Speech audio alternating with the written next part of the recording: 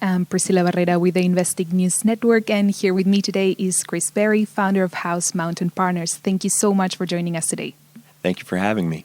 All right, so my first question for you is, despite many car makers turning to EVs and countries banning ICE cars, many are still wondering about actual car adoption from consumers. What is your opinion? Could a delay in adoption derail the batteries metals rally that we've seen so far? I think a delay in adoption could, certainly. I think the challenge right now is that you have 1,000 different scenarios and 1,000 different opinions around electric vehicle adoption. Some people think that, by 2025 you could have 4 or 5% penetration.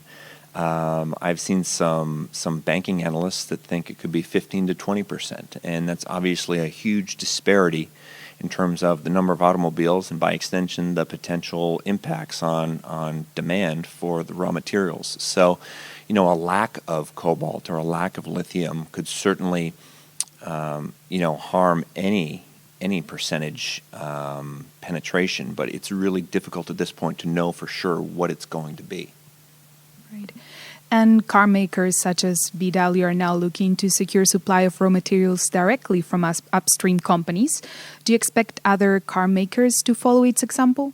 I do, and you've already started to see some examples. Great Wall Motor did a deal with Pilbara Minerals, and so I think that's unique because it's obviously the first OEM that's actually gone pretty far upstream and done an offtake deal. So I definitely think you're going to see more of those for sure.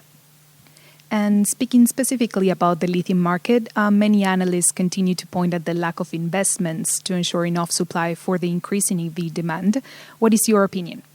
Well, I think, when you, just to take lithium as an example, the rough CapEx for a new lithium mine, so 25,000 tons of lithium carbonate equivalent per year, that rough CapEx is about $400 million US.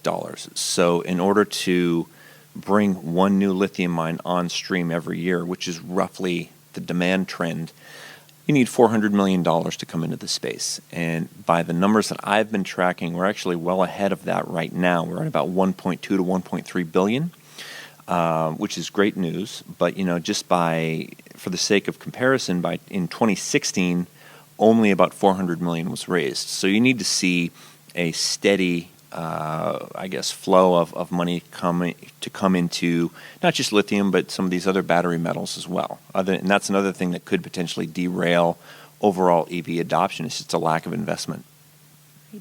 And where do you expect new lithium supply to come from? Well, I think, I'm not expecting huge surprises in that respect. I mean, everybody knows about Western Australia and the opportunities there, and of course, the Lithium Triangle. It's a really interesting question because you've got other opportunities in places like Quebec that, could potentially be adding some supply as well. But I don't think you're going to see a huge swing, all hard rock in Western Australia or all brine. My sense is going forward out over the next 5 to 10 years, I think the breakdown between, overall LCE supply will be probably 50-50 between hard rock and brine going forward. And what about cobalt supply? It's going to come from the DRC. There's just at least the bulk of supply will. I mean, right now, about 60 to 65% of cobalt originates in the Democratic Republic of the Congo. When you look at the deposits there, they're gigantic and pretty high grade. And of course, you've got, copper there as well. So, my sense is that despite all of the hand-wringing and challenges that come along with mining and production from the DRC, I think that cobalt production from the DRC is actually going to increase out over the next, say, 5 or 6 years. And, we're going to need it. And talking about cobalt still, many market participants are excited as prices continue to increase this year. Would you say cobalt has been a bigger story than lithium in 2017?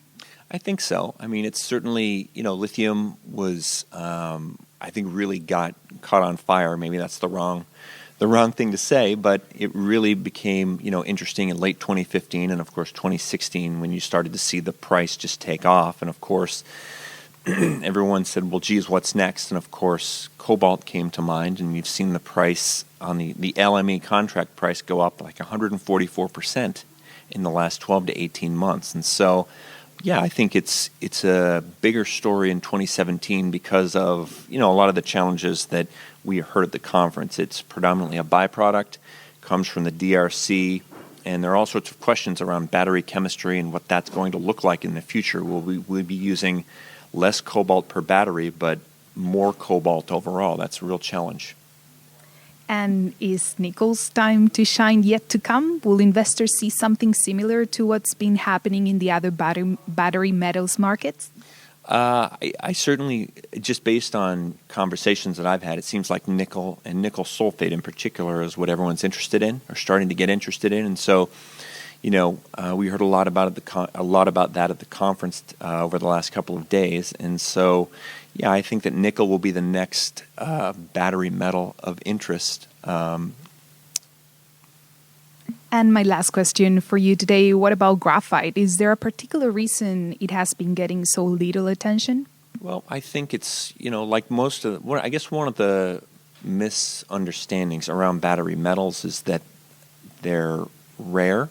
They're really not. And, when you look at lithium and cobalt and, of course, graphite, I think that graphite, suffers from the correct perception that, most of the demand comes from the steel sector.